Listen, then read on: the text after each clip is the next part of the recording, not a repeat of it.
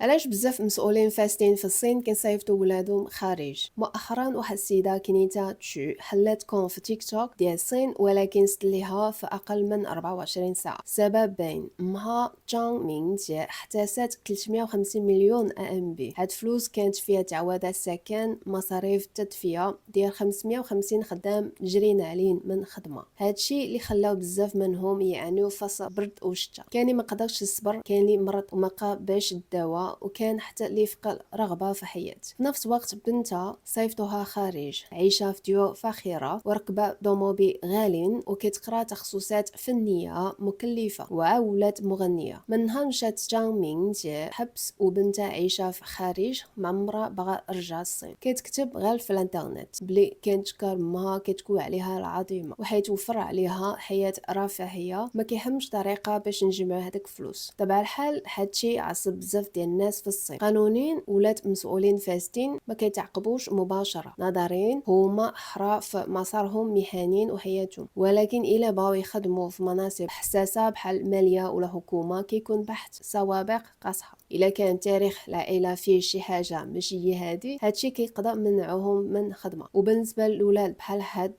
محاوله باش يربحوا فلوس في الانترنت ولا في الواقع في الصين هي شي حاجه شبه مستحيله، غير كيسينيالي ليهم شي حد في كونت وكلشي ديالهم كيتبلوكا ديك الساعه. شنو بانيكم في هادشي؟